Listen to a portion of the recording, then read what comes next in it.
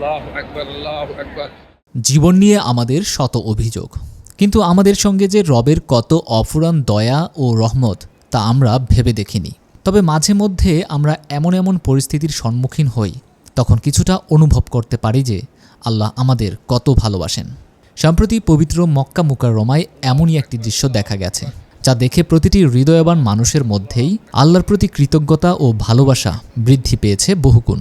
দেখেন ছেলেটার পা নাই একটা, তারপরেও উমরা পালন করতে আসছে।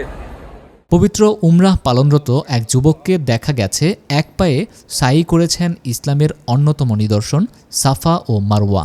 বাংলাদেশের খবরের গ্রোথ এডিটর মোহাম্মদ নেসার পবিত্র উমরাহ পালনের উদ্দেশ্যে বর্তমানে হারাইমানের দেশে অবস্থান করছেন। তার ক্যামেরাতেই দেখা গেছে মন কাড়া এই দৃশ্য।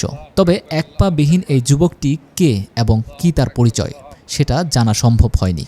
কিন্তু অসম্পূর্ণ শরীর নিয়েও রবের প্রতি তার আত্মনিবেদন মুগ্ধ করেছে সবাইকে। এজন্য যে কোনো কঠিন মুহূর্তেও আমাদের মহান রবের প্রতি কৃতজ্ঞ থাকা উচিত। আল্লাহ আমাদের কবুল করে নিন, আমিন। মাশাআল্লাহ, আল্লাহু আকবার। সবাইকে আল্লাহ তৌফিক দান করুন। আল্লাহ